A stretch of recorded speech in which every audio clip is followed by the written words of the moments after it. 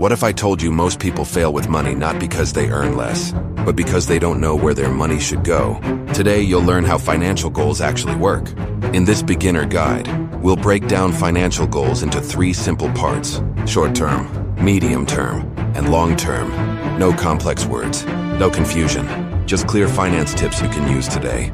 Short-term financial goals are things you want to achieve within 1 year. Examples are building an emergency fund, paying off credit card debt, saving for a phone, travel, or basic expenses. These goals focus on safety and control. They help you avoid stress when unexpected costs appear.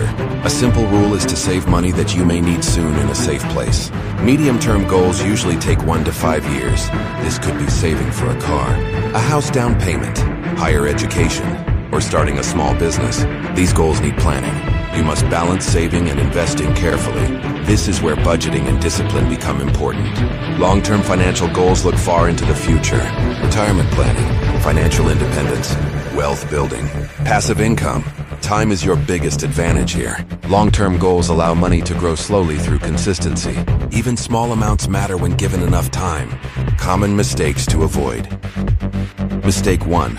Focusing only on long-term goals and ignoring short-term needs. Mistake 2. Saving without clear goals or timelines. Mistake 3.